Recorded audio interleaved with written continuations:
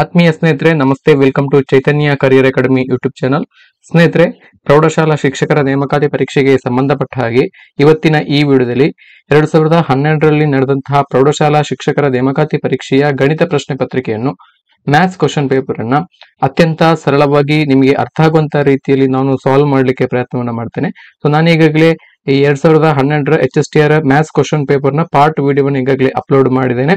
So ಅದರಲ್ಲಿ question number 51 to question number 67 ತನಕ ನಾನು ಸಾಲ್ವ್ ಮಾಡಿದ್ದೆ. ಸೊ ಇವತ್ತಿನ ಈ ವಿಡಿಯೋದಲ್ಲಿ question number 68 to question number 84 ತನಕ ಒಟ್ಟು 17 ಪ್ರಶ್ನೆಗಳನ್ನು ನಾನು ಇವತ್ತಿನ ಈ ವಿಡಿಯೋದಲ್ಲಿ ಪಾರ್ಟ್ 2 ವಿಡಿಯೋದಲ್ಲಿ ಸಾಲ್ವ್ ಮಾಡ್ತೇನೆ.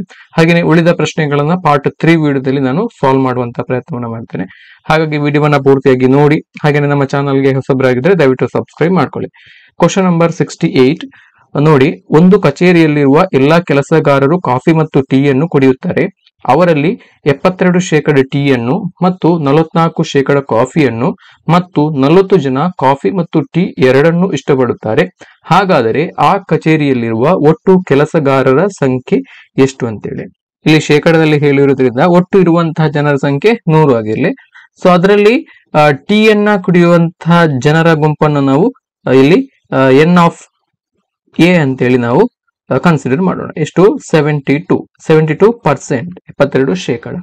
ಹಾಗೇನೆ ಇಲ್ಲಿ ಕಾಫಿಯನ್ನ ಇಷ್ಟಪಡುವಂತಹ ಕೆಲಸಗಾರರ ಗುಂಪನ್ನು ನಾವು ಎನ್ ಆಫ್ ಬಿ ಅಂತೇಳಿ ಬಿ ಗಣ ಅಂತೇಳಿ ನಾವು ಕನ್ಸಿಡರ್ ಮಾಡೋಣ. ಸೊ ಎಷ್ಟು ಜನ ಇದ್ದಾರೆ? 44%. ಇಷ್ಟು ಜನ ಇಲ್ಲಿ ಕಾಫಿಯನ್ನ ಕುಡಿತಾರಂತೆ. ಹಾಗೇನೆ 40 ಜನ ಕಾಫಿ ಮತ್ತು ಟೀ ಎರಡನ್ನ ಕೂಡ ಕುಡಿತಾರಂತೆ. ಇದು 40% ಅಲ್ಲ, 40 ಜನ. ಸೊ ಈಗ ನಮಗೆ ಗೊತ್ತಿರುವ ಪ್ರಕಾರ ನಮಗೆ ಗಣದಲ್ಲಿ ನಾವು ಕಲ್ತಿದ್ದೇವೆ, ಗಣಗಳ ಬಗ್ಗೆ ನಾವು ತಿಳ್ಕೊಳ್ಳುವಾಗ ನೋಡಿದ್ದೇವೆ. N of A plus n of B equal to n of A union B plus n of A intersection B. ಇದನ್ನು ನಾವು ನೋಡಿದ್ದೇವೆ. ಸೊ ಈಗ ಬೆಲೆಯನ್ನ ಸಬ್ಸ್ಟಿಟ್ಯೂಟ್ ಮಾಡ್ತಾ ಹೋಗಿ. ಸೊ ಈಗ ಎನ್ ಆಫ್ ಎ ಅಂತ ಹೇಳಿದ್ರೆ ಟಿ ಅನ್ನ ಇಷ್ಟಪಡುವಂತ ಕೆಲಸಗಾರರ ಸಂಖ್ಯೆ 72. ಹಾಗೇನೆ ಎನ್ ಆಫ್ ಬಿ ಅಂತ ಹೇಳಿದ್ರೆ ಕಾಫಿಯನ್ನ ಇಷ್ಟಪಡುವಂತಹ ಕೆಲಸಗಾರರ ಸಂಖ್ಯೆ 44 ಸಮ N of A union B ಅಂದ್ರೆ ಒಟ್ಟು ಇರುವಂತಹ ಏನು ಕೆಲಸಗಾರರ ಸಂಖ್ಯೆ. ಇದು ಶೇಕಡದಲ್ಲಿ ನಾವು ಫಸ್ಟ್ ಗೆ ಮಾಡ್ಕೊಳ್ಬೇಕು. ಸೊ ನೋಡಿ ಎಷ್ಟು? 100 ಶೇಕಡ ಅಂತ ಹೇಳಿದ್ರೆ 100 plus A of plus n of A intersection B ಅಂದ್ರೆ ಇದು ಕಾಫಿ ಮತ್ತು ಟೀಯನ್ನ ಎರಡನ್ನೂ ಕುಡಿಯುವಂತಹ ಕೆಲಸಗಾರರ ಸಂಖ್ಯೆ ಶೇಕಡದಲ್ಲಿ ಸಿಗ್ತದೆ ನಮಗೆ. ಸೊ ಈಗ ನಮಗೆ N of A intersection B ಬೇಕಿದ್ರೆ ನಾವು ಏನ್ ಮಾಡ್ಬೇಕಂತ ಹೇಳಿದ್ರೆ ಇದನ್ನ ನಾವು ಮೈನಸ್ ಮಾಡಬೇಕು. 72 ಪ್ಲಸ್ 44 ಮೈನಸ್ 100 ಮಾಡಿ. ಸೊ ಆಗ ನಮಗೆ ಆನ್ಸರ್ 16 ಅಂತ ಸಿಗುತ್ತೆ. ಇದು ಶೇಕಡದಲ್ಲಿ. ಸೊ ಶೇಕಡ 16ರಷ್ಟು ಜನ ಕಾಫಿ ಮತ್ತು ಟೀಯನ್ನ ಇಷ್ಟಪಡ್ತಾರೆ. ಶೇಕಡ 16ರಷ್ಟು ಜನ. ಸೊ ಈಗ ಇಲ್ಲಿ ಪ್ರಶ್ನೆಯಲ್ಲಿ ಕೊಟ್ಟಿದ್ದಾರೆ 40 ಜನ ಕಾಫಿ ಮತ್ತು ಟೀ ಎರಡನ್ನ ಕೂಡ ಇಷ್ಟಪಡ್ತಾರೆ. ಸೊ ಈಗ ನೋಡಿ, 100ರಲ್ಲಿ 16 ಜನ ಕಾಫಿ ಮತ್ತು ಟೀಯನ್ನ ಇಷ್ಟಪಡ್ತಾರೆ. ಶೇಕಡ 16ರಷ್ಟು ಜನ. ಸೊ ಇಲ್ಲಿ ಅವರು ಕೊಟ್ಟಿದ್ದಾರೆ 40 ಜನ ಕಾಫಿ ಮತ್ತು ಟೀ ಎರಡನ್ನ ಕೂಡ ಇಷ್ಟಪಡ್ತಾರಂತೆ. ಹಾಗಿದ್ರೆ ಒಟ್ಟು ಆ ಒಂದು ಕಚೇರಿಯಲ್ಲಿ ಎಷ್ಟು ಜನ ಇದ್ದಾರೆ? 100ರಲ್ಲಿ 16 ಜನ ಕಾಫಿ ಮತ್ತು ಟೀ ಎರಡನ್ನ ಕೂಡ ಇಷ್ಟಪಡ್ತಾರೆ. ಸೊ ಇಲ್ಲಿ ಪ್ರಶ್ನೆಯಲ್ಲೇ ಕೊಟ್ಟಿದ್ದಾರೆ 40 ಜನ ಕಾಫಿ ಮತ್ತು ಟೀ ಎರಡನ್ನ ಇಷ್ಟಪಡ್ತಾರೆ. ಹಾಗಾದ್ರೆ ಆ ಒಂದು ಕಚೇರಿಯಲ್ಲಿ ಕೆಲಸ ಮಾಡ್ತಾ ಇರುವಂತಹ ಕೆಲಸಗಾರರ ಒಟ್ಟು ಸಂಖ್ಯೆ ಎಷ್ಟು? ಸೊ ನಾವೇನ್ ಮಾಡ್ಬೇಕು? ಕ್ರಾಸ್ ಮಲ್ಟಿಪ್ಲಿಕೇಶನ್ ಅನ್ನ ಮಾಡ್ಕೊಳ್ಬೇಕು. ಕ್ರಾಸ್ ಮಲ್ಟಿಪ್ಲಿಕೇಶನ್ ಅನ್ನ ಮಾಡ್ಕೊಳ್ಳಿ. 100 ಗುಣಿಸು 40 ಭಾಗಿಸು 16. ಸಿಂಪ್ಲಿಫಿಕೇಶನ್ ಮಾಡ್ಕೊಳ್ಳಿ. 16 4ರಿಂದ ಹೋಗುತ್ತೆ, 14 10. 16 4 4 16 4 10 40. ಸೊ ಈಗ ಉಳಿದಂತದ್ದು ಇನ್ನು ಕೂಡ ಸಿಂಪ್ಲಿಫಿಕೇಶನ್ ಮಾಡಬಹುದು. 4 1 4 25. ಸೊ ಈಗ ಉಳಿದಂತದ್ದು 25 ಗುಣಿಸು 10. So answer 250. ಹಾಗಾಗಿ ಆ ಒಂದು ಕಚೇರಿಯಲ್ಲಿ ಕೆಲಸ ಮಾಡುತ್ತಾ ಇರುವಂತಹ ಒಟ್ಟು ಕೆಲಸಗಾರರ ಸಂಖ್ಯೆ 250. ಆಪ್ಷನ್ 4 ಇದಕ್ಕೆ ಸರಿಯಾದಂತಹ ಉತ್ತರ. 800 ಮೀಟರ್ ಉದ್ದವಿರುವ ಒಂದು ರೈಲು ಗಾಡಿಯು ಗಂಟೆಗೆ 78 ಕಿಲೋಮೀಟರ್ ವೇಗದಲ್ಲಿ ಒಂದು ಸುರಂಗವನ್ನ 1 ನಿಮಿಷದಲ್ಲಿ ಹಾದು ಹೋದ್ರೆ ಆ ಸುರಂಗದ ಉದ್ದ ಮೀಟರ್ಗಳಲ್ಲಿ. ಇಲ್ಲಿ ಪ್ರಶ್ನೆಯನ್ನ ಅರ್ಥ ಮಾಡ್ಕೊಳ್ಳಿ. 800 ಮೀಟರ್ ಉದ್ದ ಇರುವಂತಹ ಒಂದು ಟ್ರೈನ್ ಇದೆ. ಆ ಒಂದು ಟ್ರೈನ್ 78 ಕಿಲೋಮೀಟರ್ ಪರ್ ಅವರ್ ವೇಗದಲ್ಲಿ ಚಲಿಸ್ತಾ ಇದೆ, ಒಂದು ಸುರಂಗದ ಒಳಗಡೆ ಚಲಿಸ್ತಾ ಇದೆ. ಆ ಒಂದು ಸುರಂಗವನ್ನ ಆ ಒಂದು ರೈಲು 1 ನಿಮಿಷದಲ್ಲಿ ಹಾದು ಹೋಗ್ತದಂತೆ. ಸೊ ಹಾಗಿದ್ರೆ ಆ ಒಂದು ಸುರಂಗ ಮಾರ್ಗದ ಉದ್ದ ಎಷ್ಟು ಅಂತ ಹೇಳಿ ಕೇಳಿದ್ದಾರೆ. ಇಲ್ಲಿ ರೈಲು ಗಾಡಿಯ ಉದ್ದ L = 800 ಮೀಟರ್ ಅದನ್ನ ಕೊಟ್ಟಿದ್ದಾರೆ. ಸೊ ವೆಲಾಸಿಟಿ ಎಷ್ಟು? 78 ಕಿಲೋಮೀಟರ್ ಪರ್ ಅವರ್. ನಾವು ಕಿಲೋಮೀಟರ್ ಪರ್ ಅವರ್ ಇಂದ ಮೀಟರ್ ಪರ್ ಸೆಕೆಂಡ್ ಗೆ ಕನ್ವರ್ಟ್ ಮಾಡ್ಕೋಬೇಕು. ಸೊ ಆಗ ನಾವು ಏನ್ ಮಾಡ್ಬೇಕಂತ ಹೇಳಿದ್ರೆ ಈ 78 ಗೆ ನಾವು 5/18 ಇಂದ ನಾವು ಮಲ್ಟಿಪ್ಲಿಕೇಶನ್ ಅನ್ನು ಮಾಡ್ಕೋಬೇಕು. 5/18 ಇಂದ. ಸೊ ಇದು ಮಲ್ಟಿಪ್ಲಿಕೇಶನ್ ಫ್ಯಾಕ್ಟ್. 1 ನಿಮಿಷದಲ್ಲಿ ಆ ಒಂದು ಸುರಂಗವನ್ನ ಹಾದು ಹೋಗ್ತದೆ. 1 ಮಿನಿಟ್ ನಾವೆಲ್ಲವನ್ನ ಕೂಡ ಒಂದು SI ಯೂನಿಟ್ ಗೆ ಕನ್ವರ್ಟ್ ಮಾಡ್ಕೋಬೇಕು. 1 ಮಿನಿಟ್ ಅಂತ ಹೇಳಿದ್ರೆ 60 ಸೆಕೆಂಡ್. ಸೊ ಈಗ 800 ಮೀಟರ್ ಉದ್ದ ಇರುವಂತಹ ಒಂದು ರೈಲು ಗಾಡಿ ಒಂದು ಸುರಂಗ ಮಾರ್ಗದ ಒಳಗಡೆ ಹೋಗ್ತದೆ. ಅಂದ್ರೆ ಆ ಒಂದು ರೈಲು ಗಾಡಿ ಚಲಿಸುವಂತಹ ಒಂದು ಏನು ಡಿಸ್ಟೆನ್ಸ್ ಏನಿದೆ, ಸೊ ಅದರಲ್ಲಿ ಈ ಸುರಂಗದ ಉದ್ದ ಮತ್ತು ಈ ರೈಲು ಗಾಡಿಯ ಉದ್ದ ಕೂಡ ಸೇರಿರ್ತದೆ. ಅಂದ್ರೆ ನಾವು ಇಲ್ಲಿ ರೈಲು ಗಾಡಿಯ ಉದ್ದ ಅವರೇ ಕೊಟ್ಟಿದ್ದಾರೆ 800 ಮೀಟರ್ ಅಂತ ಹೇಳಿ, ಪ್ಲಸ್ ಇಲ್ಲಿ ನಾವು ಏನು ಸುರಂಗ ಮಾರ್ಗದ ಉದ್ದವನ್ನು ನಾವೇನು ಕಂಡು ಹಿಡಬೇಕು ಅದನ್ನ ನಾವು ಎಕ್ಸ್ ಅಂತ ಹೇಳಿ ನಾವು ಪರಿಗಣನೆ ಮಾಡೋಣ. ಸೊ 800 ಪ್ಲಸ್ ಎಕ್ಸ್, ಇದು ರೈಲು ಗಾಡಿ ಮತ್ತು ಸುರಂಗ ಮಾರ್ಗದ ಉದ್ದ ಎರಡು ಒಟ್ಟಾಗಿ ಸೇರಿ ಇಲ್ಲಿ 800 ಪ್ಲಸ್ ಎಕ್ಸ್ ಅಂತ ಆಗುತ್ತೆ. ಸೊ ಈ ತರ. ಸೊ ನೋಡಿ, ಈಗ ನಮಗೆ ದೂರ, ಡಿಸ್ಟೆನ್ಸ್ ಫಾರ್ಮುಲಾ, ದೂರ ಸಮ ವೇಗ ಗುಣಿಸು ಕಾಲ. ಹೌದಾ? ವೇಗ ಗುಣಿಸು ಕಾಲ. ದೂರ ಸಮ ವೇಗ ಗುಣಿಸು ಕಾಲ. Distance is equal to velocity into time. So ಇದರ ಪ್ರಕಾರ ನಾವು ದೂರವನ್ನು ನಾವು ಏನಂತ ತಗೊಂಡಿದ್ದೇವೆ? ರೈಲು ಗಾಡಿ ಕ್ರಮಿಸಿದಂತಹ ದೂರ 800 ಪ್ಲಸ್ ಎಕ್ಸ್ ಅಂತೇಳಿ ಕನ್ಸಿಡರ್ ಮಾಡಿದ್ದೇವೆ. ಹಾಗೇನೆ ವೇಗ ಎಷ್ಟು? 78 ಇಂಟು 5/18. ಸೊ ಇದನ್ನೇ ಇಟ್ಕೊಳ್ಳಿ. ಇಂಟು ಕಾಲ 60 ಸೆಕೆಂಡ್. ಇನ್ನು ಸಿಂಪ್ಲಿಫಿಕೇಶನ್ ಮಾಡಿ. 18 6ರ ಮಗ್ಗಿಂದ ಹೋಗ್ತದೆ, 18 3ಲಿ ಅಂಡ್ ಇದು 6 10ಲಿ 60. ಸೊ ನೆಕ್ಸ್ಟ್ ಇಲ್ಲಿ ಇನ್ನು ಕೂಡ ಸಿಂಪ್ಲಿಫಿಕೇಶನ್ ಅನ್ನು ಮಾಡ್ಕೋಬಹುದು. 3 1ಲಿ ಇಲ್ಲಿ 78 ಹೋಗ್ತದೆ, 78 ಇಲ್ಲಿ 26ಲಿ. ಸೊ ಈಗ ಉಳಿದಂತದ್ದು 26 ಗುಣಿಸು 5 ಗುಣಿಸು 10. ಸೊ ಇಷ್ಟು ಉಳಿದು. ಇದನ್ನ ಮಲ್ಟಿಪ್ಲಿಕೇಶನ್ ಮಾಡಿದ್ರೆ ನಮಗೆ 1300 ಸಿಗುತ್ತೆ. 1300. ಸೊ ಈಗ ಏನಾಯ್ತು? 800 ಪ್ಲಸ್ ಎಕ್ಸ್ ಈಕ್ವಲ್ ಟು 1300. ನಮಗೆ ಎಕ್ಸ್ ಬೇಕಾಗಿರುವಂತದ್ದು ಅಂದ್ರೆ ಸುರಂಗ ಮಾರ್ಗದ ಉದ್ದವನ್ನು ನಾವು ಎಕ್ಸ್ ಅಂತ ಇಲ್ಲಿ ಕನ್ಸಿಡರ್ ಮಾಡಿದ್ದೇವೆ. ಹಾಗಾಗಿ ಏನಾಗುತ್ತೆ ಅಂತ ಹೇಳಿದ್ರೆ 1300 ಮೈನಸ್ 800 ಅಂತ ಆಗುತ್ತೆ. ಸೊ ಉತ್ತರ 500 ಬರುತ್ತೆ. ಹಾಗಾಗಿ ಆ ಒಂದು ಸುರಂಗ ಮಾರ್ಗದ ಉದ್ದ 500 ಮೀಟರ್ಗಳು. ಆಪ್ಷನ್ 4 ಅಲ್ಲಿ ಇದೆ. ಆಪ್ಷನ್ 4 ಇದಕ್ಕೆ ಸರಿಯಾದಂತಹ ಉತ್ತರ. ಮುಂದಿನ ಪ್ರಶ್ನೆಯನ್ನು ನೋಡಿ. ಒಂದು ಕೊಳಾಯಿಯನ್ನು ಎ ಪೈಪಿನಿಂದ 6 ಗಂಟೆಗಳಲ್ಲಿಯೂ ಬಿ ಪೈಪಿನಿಂದ 4 ಗಂಟೆಗಳಲ್ಲಿಯೂ ತುಂಬಬಹುದು. ಎ ಇಂದ ಪ್ರಾರಂಭಿಸಿ 2 ಪೈಪುಗಳಲ್ಲಿ ಆಲ್ಟರ್ನೇಟ್ ಆಗಿ ಬಿಟ್ಟಲ್ಲಿ ಕೊಳಾಯಿಯನ್ನು ತುಂಬಲು ಬೇಕಾಗುವಂತಹ ಸಮಯ ಗಂಟೆಗಳಲ್ಲಿ ಅಂತೇಳಿ ಕೆಟ್ಟಿದೆ. ಸೊ ಇಲ್ಲಿ ಒಂದು ಕೊಳಾಯಿಯನ್ನು ಅಂತ ಕೊಟ್ಟಿದ್ದಾರೆ. ಇದು ಇಲ್ಲಿ ಕೊಳಾಯಿ ಅಲ್ಲ, ಇದು ಟ್ಯಾಂಕ್ ಅಂತ ಆಗ್ಬೇಕು. ಸೊ ಕೊಳಾಯಿ ಅಂತ ಹೇಳಿದ್ರೆ ನಲ್ಲಿ ಅಂತ. ಸೊ ಇಲ್ಲಿ ಪೈಪ್ ಎ ಇಂದ 6 ಗಂಟೆಗಳಲ್ಲಿ, ಪೈಪ್ ಬಿ ಇಂದ 4 ಗಂಟೆಗಳಲ್ಲಿ ಆ ಒಂದು ಟ್ಯಾಂಕ್ ಅನ್ನು ತುಂಬಬಹುದಂತೆ. ಎ ಇಂದ ಪ್ರಾರಂಭಿಸಿ 2 ಪೈಪ್ಗಳಲ್ಲಿ ಆಲ್ಟರ್ನೇಟ್ ಆಗಿ ಅಂದ್ರೆ ಒಂದರ ನಂತರ ಇನ್ನೊಂದನ್ನು ಆನ್ ಮಾಡುವಂತದ್ದು. ಅಂತಹ ಸಂದರ್ಭದಲ್ಲಿ ಈ ತರ ನಾವು ತುಂಬಿದ್ರೆ ಆ ಒಂದು ಟ್ಯಾಂಕ್ ಅನ್ನ ಪೂರ್ತಿಯಾಗಿ ತುಂಬಲಿಕ್ಕೆ ಬೇಕಾಗಿರುವಂತಹ ಸಮಯವನ್ನು ನಾವು ಗಂಟೆಗಳಲ್ಲಿ ಕ್ಯಾಲ್ಕುಲೇಟ್ ಮಾಡ್ಕೋಬೇಕು. ಸೊ ಅವರು ಕೊಟ್ಟಿರುವಂತಹ ಡಾಟಾದ ಪ್ರಕಾರ ಇಲ್ಲಿ ಎ ಮತ್ತು ಬಿ ಅನ್ನುವಂತಹ 2 ಪೈಪ್ಗಳಿದಾವೆ. ಎ ಮತ್ತು ಬಿ ಅನ್ನುವಂತ 2 ಪೈಪ್ಗಳಿದ್ದಾವೆ. ಸೊ ಈಗ ಎ ಪೈಪಿನಿಂದ 6 ಗಂಟೆಗಳಲ್ಲಿ ಪೂರ್ತಿಯಾಗಿ ಆ ಒಂದು ಟ್ಯಾಂಕ್ ಅನ್ನ ತುಂಬಬಹುದು. ಸೊ ಈಗ ಎ ಪೈಪ್ 1 ಗಂಟೆಯಲ್ಲಿ ತುಂಬುವಂತಹ ಟ್ಯಾಂಕ್ ನ ಭಾಗ ಎಷ್ಟು ಅಂತೇಳಿ ನಾವು ಫಸ್ಟ್ ಗೆ ಬರ್ಕೊಳ್ಬೇಕು. ಎ ಪೈಪಿನಿಂದ 1 ಗಂಟೆಯಲ್ಲಿ ತುಂಬುವಾಗ ಟ್ಯಾಂಕಿನ ಭಾಗ 6 ಗಂಟೆಯಲ್ಲಿ ಪೂರ್ತಿ ತುಂಬುತ್ತದೆ. ಅಂದ್ರೆ 6ರಲ್ಲಿ 6 ಭಾಗ ಇದು ಒಂದು ಪೂರ್ತಿ ತುಂಬುತ್ತದೆ. 1 ಗಂಟೆಯಲ್ಲಿ ತುಂಬುವಂತಹ ಭಾಗ ಅಂದ್ರೇನು? 6ರಲ್ಲಿ 1 ಭಾಗ ಎ ಪೈಪ್.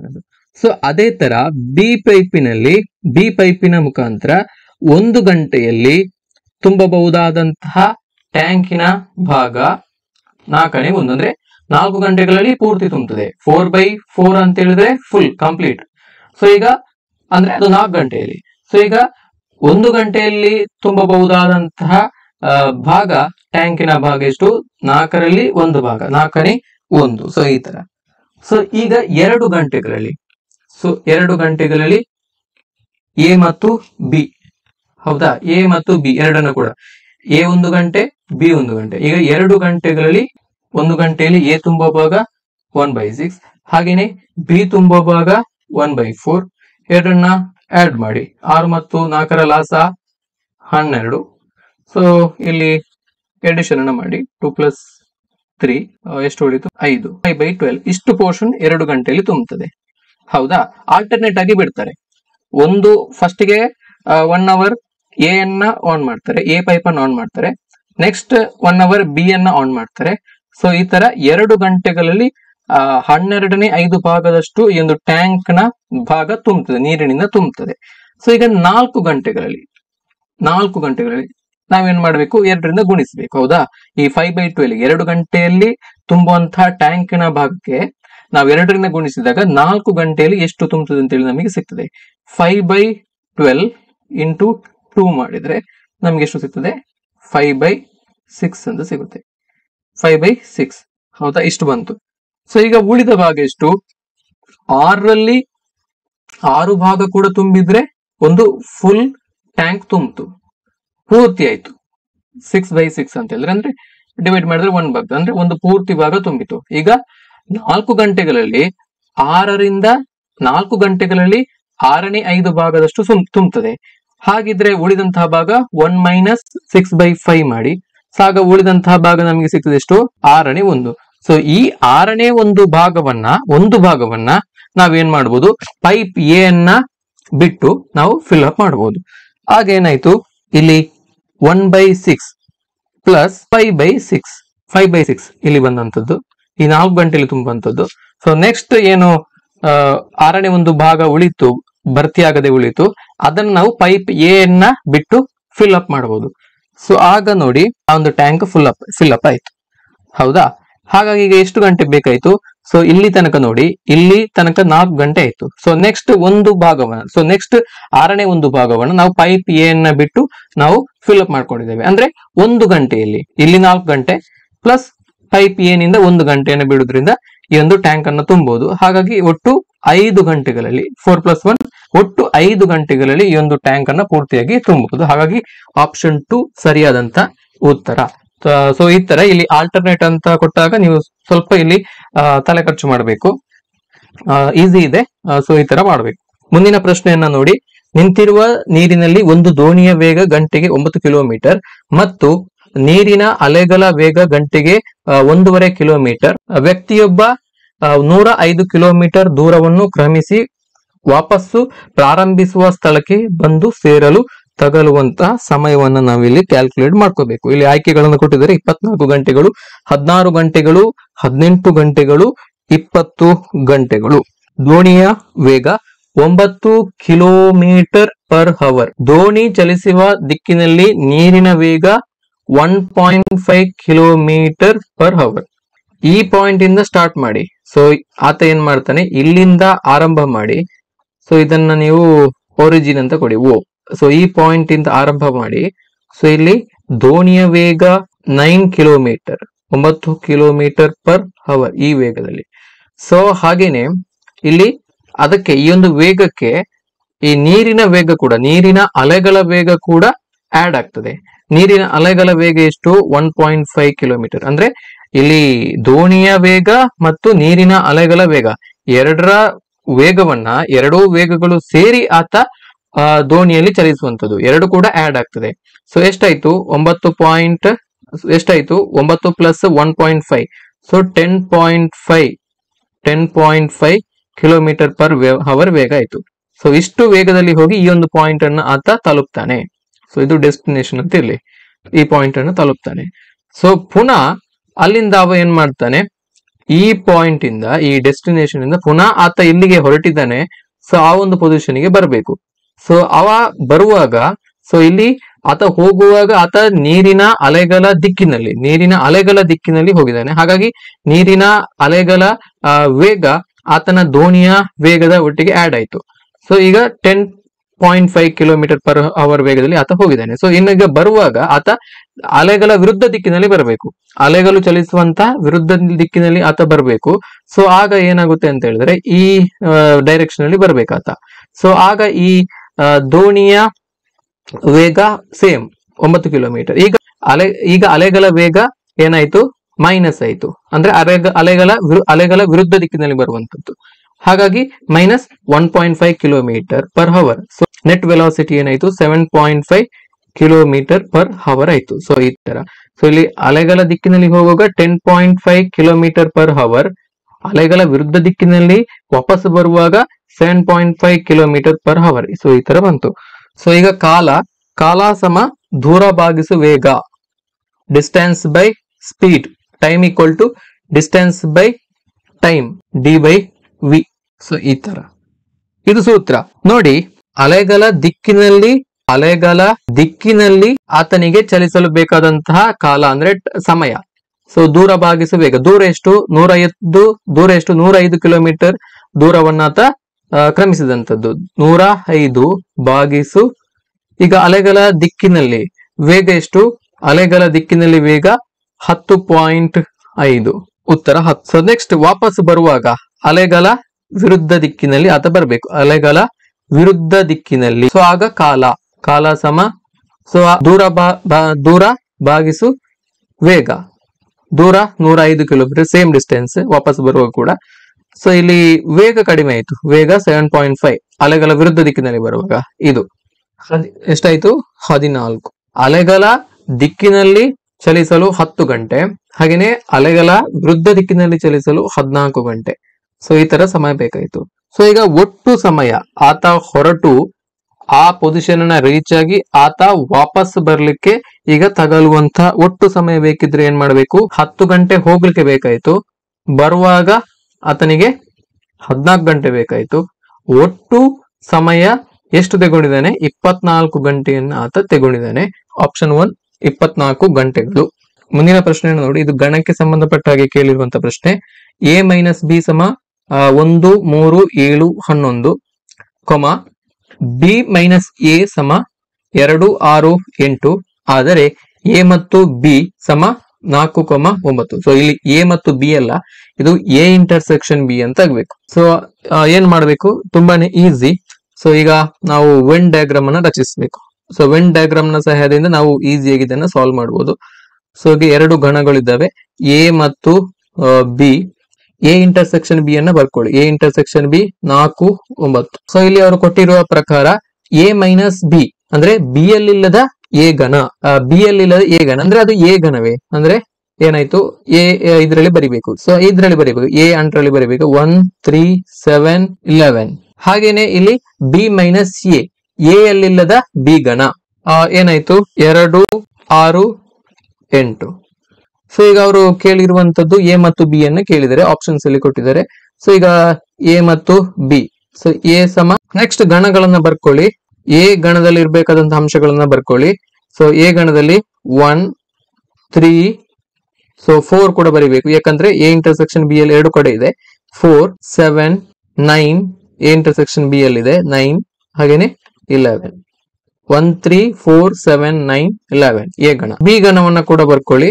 ಸೊ ಬಿ ಗಣದಲ್ಲಿ 2, 4 ಎ ಇಂಟರ್ಸೆಕ್ಷನ್ ಬಿ ಅಲ್ಲಿ ಇರುವಂತದ್ದು 2 ಕಡೆ ಇರುತ್ತೆ. ಹಾಗಾಗಿ ಇದು ಬರಿಬೇಕು. 2, 4, 6, 8, 9 ಇದು ಬಿ ಗಣ. ಸೊ ಎ ಗಣ ಸಮ 1, 3, 4, 7, 9, 11. ಹಾಗೆಯೇ ಬಿ ಗಣ 2, 4, 6, 8, 9. ಹಾಗಾಗಿ ಈ ಪ್ರಶ್ನೆಗೆ ಸರಿಯಾದಂತ ಉತ್ತರ ಆಪ್ಷನ್ 2. ಮುಂದಿನ ಪ್ರಶ್ನೆಯನ್ನು ನೋಡಿ. 7 ಜನ ಗಂಡಸರು ಮತ್ತು 6 ಜನ ಮಹಿಳೆಯರು ಇರುವ ಗುಂಪುಗಳಿಂದ ಕನಿಷ್ಠ 3 ಜನ ಗಂಡಸರಿರುವ 5 ಜನರ ಸಮಿತಿಯನ್ನು ಎಷ್ಟು ರೀತಿಯಾಗಿ ಆಯ್ಕೆ ಮಾಡಬಹುದು? ಇದು ವಿಕಲ್ಪಕ್ಕೆ ಸಂಬಂಧಪಟ್ಟಾಗೆ ಕೇಳಿರುವಂತಹ ಪ್ರಶ್ನೆ. ಕ್ರಮಯೋಜನೆ ಮತ್ತು ವಿಕಲ್ಪ ಪಾಠದಲ್ಲಿ ಬರುವಂತದ್ದು. ಸೊ ಇದರ ಬಗ್ಗೆ ಕೇಳಲಾಗಿದೆ. ಸೊ ಇಲ್ಲಿ 7 ಜನ ಗಂಡಸರು ಮತ್ತು 6 ಜನ ಮಹಿಳೆಯರಿದ್ದಾರಂತೆ. ಅದರಲ್ಲಿ ಸೊ ಇದರಿಂದ ಕನಿಷ್ಠ 3 ಜನ ಗಂಡಸರಿರುವಂತಹ 5 ಜನರ ಸಮಿತಿಯನ್ನ ರಚಿಸಬೇಕು. 5 ಜನರ ಸಮಿತಿಯಲ್ಲಿ ಕನಿಷ್ಠ 3 ಜನ ಗಂಡಸರು ಇರಬೇಕು. ಇಲ್ಲಿ ಇರುವಂತಹ ಗಂಡಸರ ಸಂಖ್ಯೆ 7, ಹಾಗೇನೆ ಮಹಿಳೆಯರ ಸಂಖ್ಯೆ 6. ಇದರಿಂದ 5 ಜನ ಸದಸ್ಯರಿರುವಂತಹ ಒಂದು ಸಮಿತಿಯನ್ನ ರಚಿಸಬೇಕು. ಸೊ ಇದರಲ್ಲಿ ಕನಿಷ್ಠ 3 ಜನ ಗಂಡಸರು ಇರಬೇಕು. ಕನಿಷ್ಠ 3 ಜನ ಗಂಡಸರು ಇರಬೇಕು. ಸೊ ಯಾವ ತರ ಮಾಡಬಹುದು? ಸೊ ಇದನ್ನ ಎಷ್ಟು ವಿಧಗಳಲ್ಲಿ ಮಾಡಬಹುದು ಅಂತೇಳಿ ಕೇಳಿದ್ದಾರೆ. ಎಷ್ಟು ರೀತಿಯಾಗಿ ನಾವು ಈ ಒಂದು ಸಮಿತಿಯನ್ನ ಆಯ್ಕೆ ಮಾಡಬಹುದು ಅಂತೇಳಿ. CR = n factorial divided by n minus r factorial into r factorial. ಇದು NCR ನ ಫಾರ್ಮುಲಾ. ಸೊ ಈಗ 7 ಜನ ಗಂಡಸರಿಂದ ಕನಿಷ್ಠ 3 ಜನ ಇರಬೇಕು. ಸೊ ಒಂದು ಸಮಿತಿಯಲ್ಲಿ ನೆಕ್ಸ್ಟ್ ಉಳಿದಂತದೆಷ್ಟು? ಸೊ ಈಗ ನೆಕ್ಸ್ಟ್ 2 ಮಹಿಳೆಯರನ್ನ ಹಾಕಬಹುದು. ಸೊ ಮಹಿಳೆಯರು ಎಷ್ಟು ಜನ ಇದ್ದಾರೆ? ಮಹಿಳೆಯರು ಒಟ್ಟಾಗಿರುವಂತದ್ದು 6, ಒಟ್ಟಾಗಿ 5 ಜನ ಬೇಕು. 3 ಪ್ಲಸ್ 2 5. ಸೊ 5 ಜನ ಇರುವಂತ ಒಂದು ಸಮಿತಿ. ಸೊ ಇದು ಒಂದು ವಿಧ. ಪ್ಲಸ್ ಇನ್ನೊಂದು 7 ಜನ ಗಂಡಸರಲ್ಲಿ 4 ಜನ ಗಂಡಸರನ್ನು ಇಟ್ಕೊಳ್ಳೋದು, ಕನಿಷ್ಠ 3 ಇಂಟು 6 ಜನ ಮಹಿಳೆಯರಲ್ಲಿ ಇದರಲ್ಲಿ ಎಷ್ಟು ಜನ ಇರಬೇಕು? ಒಬ್ಬರನ್ನು ಇಟ್ಕೊಳ್ಬೇಕು. 4 ಪ್ಲಸ್ 1 5 ಐತಲ್ವಾ? ಇದೊಂದು ವಿಧ. ಪ್ಲಸ್ 7 ಜನ ಗಂಡಸರಿಂದ 5 ಜನ ಗಂಡಸರನ್ನ ತಗೊಳ್ಳೋದು, ಹಾಗೇನೆ ಇಲ್ಲಿ 6 ಜನ ಮಹಿಳೆಯರಿಂದ ಯಾವುದೇ ಮಹಿಳೆಯನ್ನ ತಗೊಳ್ಳಿಕ್ಕಿಲ್ಲ, ಬರೀ ಗಂಡಸರು ಮಾತ್ರ ಇರುವಂತದ್ದು. ಸೊ ಈ ತರ ನಾವು ಸೆಲೆಕ್ಷನ್ ಅನ್ನ ಮಾಡ್ಕೋಬಹುದು, ಆಯ್ಕೆಯನ್ನ ಮಾಡ್ಕೊಳ್ಬಹುದು. 7C3 into 6C2 plus 7C4 into 6C1 plus 7C5 into 6C0. So next ಇದನ್ನ ನೀವು ಕ್ಯಾಲ್ಕುಲೇಟ್ ಮಾಡ್ಕೋಬೇಕು. 7C3 ಇಂಟು 6C2 ಫಸ್ಟ್ ಇದನ್ನ ಮಾಡ್ಕೊಳ್ಳಿ. 7C3 into 6C2. 7C3 ಅನ್ನ 7 into 6 into 5 divided by 3 into 2 into 1. ಹಾಗೇನೆ 6C2 ಅನ್ನ ನಾವು 6 into 5 divided by 2 into 1. So ಈ ತರ ಮಾಡಬಹುದು. ಸೊ ಇದನ್ನ ಇಲ್ಲಿ ಕ್ಯಾನ್ಸಲ್ ಮಾಡಬಹುದು, ಅಲ್ಲಿ ಕ್ಯಾನ್ಸಲ್ ಮಾಡಿ. ಸೊ ಇದನ್ನ ನೋಡಿ, 3 1ಲಿ 3, ಇಲ್ಲಿ 2 1ಲಿ 2 3ಲಿ. ಸೊ ಈಗ ಉಳಿದಂತದ್ದು 7 ಗುಣಿಸು 3. ಸೊ ಈಗ ಉಳಿದಂತದ್ದು 7 ಗುಣಿಸು 3 ಗುಣಿಸು 5 ಗುಣಿಸು 5. ಸೊ ಈಗ ನೋಡಿ 7 ಗುಣಿಸು 3 ಗುಣಿಸು 5 ಗುಣಿಸು 5 ಮಾಡಿದ್ರೆ ನಮಗೆ ಎಷ್ಟು ಬರುತ್ತೆ ಅಂತ ಹೇಳಿದ್ರೆ 525 ಬಂತು. 500. ಸೊ ನೆಕ್ಸ್ಟ್ ಏನ್ ಮಾಡ್ಬೇಕು? ನೆಕ್ಸ್ಟ್ 7C4 ಇಂಟು 6C1 ಮಾಡ್ಕೋಬೇಕು. ಸೊ ಇದನ್ನ ಮಾಡ್ಕೊಳ್ಳಿ. 7 into 6 into 5 into 4 divided by 4 into 3 into 2 into 1 into 6C1 ಅಂದ್ರೆ 6 ಡಿವೈಡ್ ಬೈ 1. ಜಸ್ಟ್ ಇಷ್ಟೇ ಮಾಡಬಹುದು. ಸೊ ಇದನ್ನ ಕ್ಯಾನ್ಸಲೇಷನ್ ಮಾಡ್ಕೊಳ್ಳಿ. 3 2ಲಿ 6, ಈ 2 ಟರ್ಮಿಗೆ ಈ ಒಂದು ಟರ್ಮ್ ಹೋಯ್ತು. ಹಾಗೇನೆ ಇಲ್ಲಿ 4 1ಲಿ 4.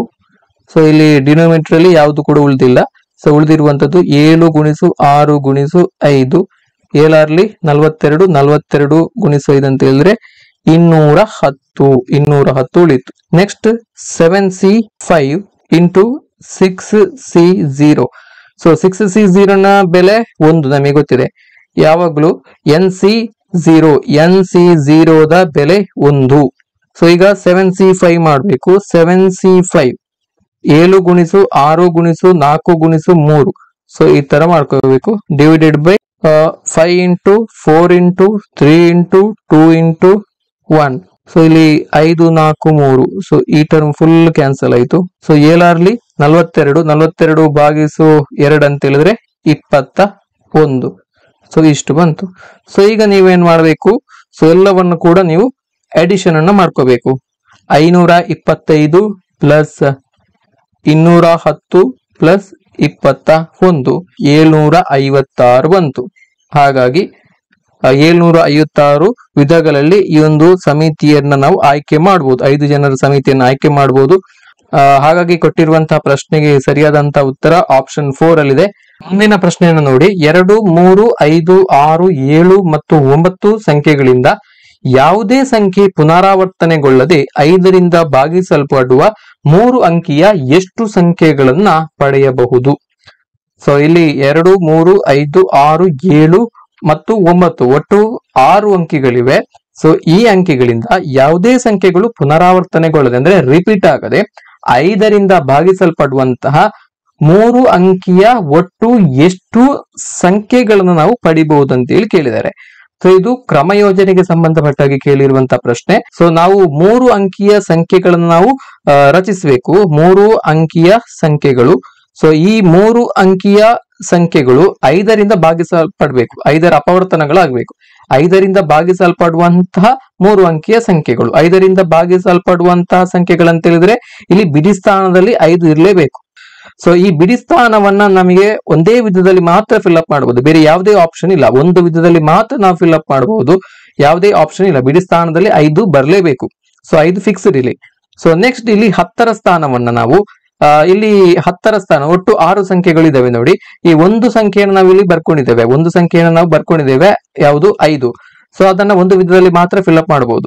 ಸೊ ಉಳಿದ ಸಂಖ್ಯೆ ಇಷ್ಟು, ಉಳಿದ 5 ಸಂಖ್ಯೆಗಳು ಉಳಿತು. ಹಾಗಾಗಿ ಈ ಒಂದು 10ರ ಸ್ಥಾನವನ್ನು ನಾವು 5 ವಿಧದಲ್ಲಿ ನಾವು ಫಿಲ್ಅಪ್ ಮಾಡಬಹುದು, 5 ವಿಧದಲ್ಲಿ ತುಂಬಬಹುದು. ಹಾಗೇನೆ ಇಲ್ಲಿ 100ರ ಸ್ಥಾನವನ್ನು ನಾವು 4 ವಿಧದಲ್ಲಿ ತುಂಬಬಹುದು. 4 ಗುಣಿಸು 5 ಗುಣಿಸು 1 4 5 20 ಸಂಖ್ಯೆಗಳನ್ನು ನಾವು ಪಡಿಬಹುದು. ಇಂತಹ ಸಂಖ್ಯೆಗಳನ್ನು ಪಡಿಬಹುದು. ಆಪ್ಷನ್ 3 ಇದಕ್ಕೆ ಸರಿಯಾದಂತಹ ಉತ್ತರ. ಮುಂದಿನ ಪ್ರಶ್ನೆಯನ್ನು ನೋಡಿ. ಸೊ ಇಲ್ಲೊಂದು ಮಾತೃಕೆಯನ್ನ ಕೊಟ್ಟಿದ್ದಾರೆ. 8 5 3 2 so into XY equal to 9 4 ಆಗಿದ್ದರೆ X ಮತ್ತು Y ಗಳ ಬೆಲೆ. ಸೊ ಇಲ್ಲಿ ಮಾತೃಕೆಗಳ ಗುಣಕಾರ ನಿಮ್ಗೆ ಗೊತ್ತಿದೆ. ಸೊ ಈಗ ಮಾತೃಕೆಗಳ ಗುಣಕಾರ. ಸೊ ಇಲ್ಲಿ ಅಡ್ಡ ಸಾಲಿಂದ ಕಂಬ ಸಾಲಿಗೆ ಗುಣಿಸಬೇಕು. ಸೊ ಈಗ ಏನಾಗುತ್ತೆ ಅಂತ ಹೇಳಿದ್ರೆ 8 ಇಂಟು X 8X ಆಯ್ತು, ಪ್ಲಸ್ 5 ಇಂಟು Y 5Y ಆಯ್ತು. ಸೊ ನೆಕ್ಸ್ಟ್ ಬರುವಂತದ್ದು ಇಲ್ಲಿ ಈ ಅಡ್ಡ ಸಾಲಿಂದ ಈ ಕಂಬ ಸಾಲಿಗೆ ಗುಣಿಸಬೇಕು. ಇಲ್ಲಿ 3X 2 into Y 2Y. So ಇಷ್ಟು ಬಂತು 9 4. ಸೊ ಈಗ ಸಿಂಪ್ಲಿಫಿಕೇಶನ್ ಮಾಡಬೇಕು. ಸೊ ಇದನ್ನ ನೋಡಿ. ಸೊ 2 ಈಕ್ವೇಶನ್ ಸಿಕ್ಕಿತ್ತು ನಮಗೆ. 8X plus 5Y equal to 9. ಇನ್ನೊಂದು 3X plus 2Y equal to 4. 2 equation ಸಿಕ್ಕಿತು. ಇದನ್ನ ಈಕ್ವೇಶನ್ 1 ಮತ್ತು ಈಕ್ವೇಶನ್ 2 ಅಂತ ನೀವು ಕೊಡಿ. ಈಕ್ವೇಶನ್ 1 ಹಾಗೇನೆ ಈಕ್ವೇಶನ್ 2 ಅಂತ ಕೊಡಿ. ಸೊ ಈ 2 ಈಕ್ವೇಶನ್ ಗಳು ನಾವು ಎಲಿಮಿನೇಷನ್ ಮೆಥಡ್ ಮುಖಾಂತರ ನಾವು ಸಾಲ್ವ್ ಮಾಡಬಹುದು. ಯಾವ್ದಾದ್ರು ಒಂದು ಟರ್ಮ್ ಅನ್ನು ನಾವು ಎಲಿಮಿನೇಟ್ ಮಾಡ್ಕೋಬೇಕು, ಆ ತರ ನಾವು ಮಲ್ಟಿಪ್ಲಿಕೇಶನ್ ಮಾಡ್ಕೋಬೇಕು. ಸೊ ಈಗ ಯಾವ ತರ ಮಾಡಬಹುದು ಅಂತ ಹೇಳಿದ್ರೆ, ಯಾವ್ದ್ರಿಂದ ಮಲ್ಟಿಪ್ಲಿಕೇಶನ್ ಮಾಡಬಹುದು ಅಂತ ಹೇಳಿದ್ರೆ ಇಲ್ಲಿ ನೋಡಿ ಈ ಸೆಕೆಂಡ್ ಟರ್ಮ್. ಸೊ ಇಲ್ಲಿ ಸೆಕೆಂಡ್ ಟರ್ಮ್ ನೋಡಿ 5Y ಅಂಡ್ 2Y. ಸೊ ಈ 2 ಟರ್ಮ್ ಗಳನ್ನ ನಾವು ಕ್ಯಾನ್ಸಲ್ ಮಾಡ್ಕೋಬೇಕು. ಇನ್ನೊಂದು ಈ X ಟರ್ಮ್ ಅನ್ನು ನಾವು ಫೈಂಡ್ ಔಟ್ ಮಾಡ್ಕೋಬೇಕು. ಸೊ ಆ ನಂತರ ನಾವು ಇಲ್ಲಿ X ನ ಬೆಲೆಯನ್ನ ಯಾವ್ದಾದ್ರು ಒಂದು ಈಕ್ವೇಶನ್ ಗೆ ನಾವು ಸಬ್ಸ್ಟಿಟ್ಯೂಟ್ ಮಾಡಿ Y ಯ ಬೆಲೆಯನ್ನು ಕೂಡ ನಾವು ಫೈಂಡ್ ಔಟ್ ಮಾಡ್ಕೋಬಹುದು. ಈಕ್ವೇಶನ್ 1 ಗೆ 2ರಿಂದ ಗುಣಿಸಿ, ಹಾಗೆ ಈಕ್ವೇಶನ್ 2 ಗೆ 5 ಇಂದ ಗುಣಿಸಿ. ಆಗ ಇಲ್ಲಿ 10Y ಅಂತ ಬರುತ್ತೆ. ನಾವು ಒಂದು ಟರ್ಮ್ ಅನ್ನು ಕ್ಯಾನ್ಸಲ್ ಮಾಡಬಹುದು, Y ಟರ್ಮ್ ಅನ್ನ. ಸೊ ಆಗ ಏನಾಯ್ತು ಅಂತ ಹೇಳಿದ್ರೆ, ಸೊ ಮಲ್ಟಿಪ್ಲಿಕೇಶನ್ ಮಾಡ್ಕೊಂಡಾಗ ನಮಗೆ 16X ಪ್ಲಸ್ 10Y ಸಮ 18. ಹಾಗೇನೆ ಇಲ್ಲಿ ಇದನ್ನ 5ರಿಂದ ಗುಣಿಸಿಕೊಂಡಿದ್ದೇವೆ. ನಾವೇನ್ ಮಾಡ್ಬೇಕು, 15X ಪ್ಲಸ್ ಇಲ್ಲಿ 10Y ಸಮ ಇಲ್ಲಿ 20. ಸೊ ಇಷ್ಟು ಬಂತು. ಇದನ್ನ ಈಕ್ವೇಶನ್ 3 ಮತ್ತು ಈಕ್ವೇಶನ್ 4 ಅಂತ ಕೊಡಿ.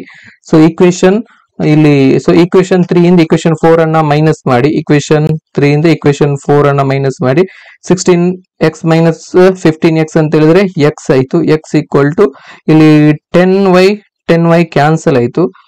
ಈಗ X ಈಕ್ವಲ್ ಟು 18 ಮೈನಸ್ 20 ಮಾಡಿದ್ರೆ ಮೈನಸ್ 2 ಬಂತು.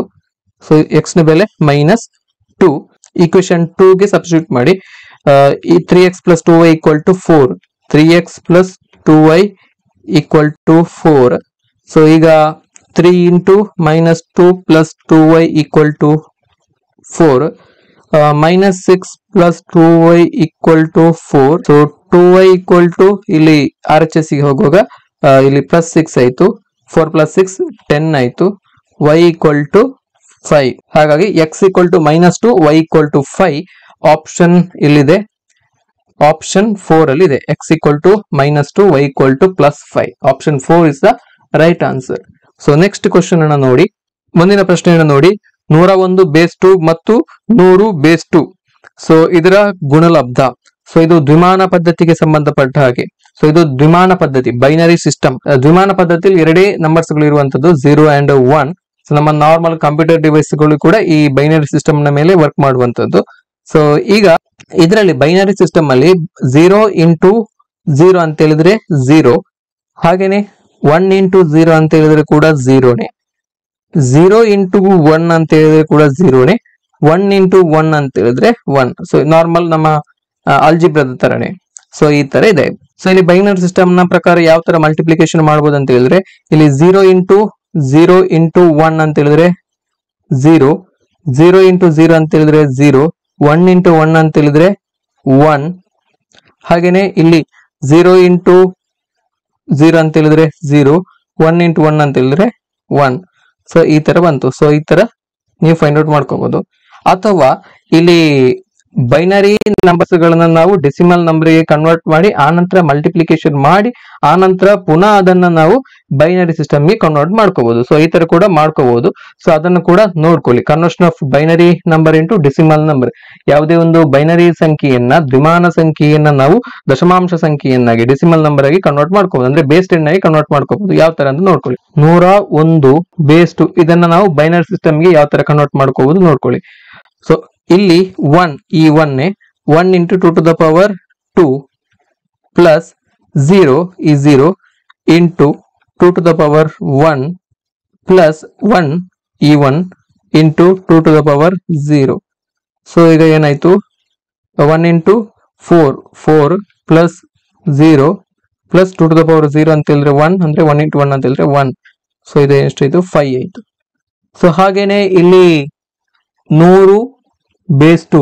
ಸೊ ಇದನ್ನ ಯಾವ ತರ ಮಾಡ್ಬೇಕಂತ ಹೇಳಿದ್ರೆ, ಸೊ ಈಗ 1 into 2 square plus 0 into 2 to the power 1 plus 0 into 2 to the power 0. So ಈಗ 1 ಇಂಟು 2 ಟು ದ ಪವರ್ 4 ಅಂತ ಹೇಳಿದ್ರೆ 4 ಪ್ಲಸ್ 0 ಪ್ಲಸ್ 0. ಸೊ ಎಷ್ಟು ಬಂತು, ಎಷ್ಟು 4 ಆಯ್ತು, ಹೌದಾ?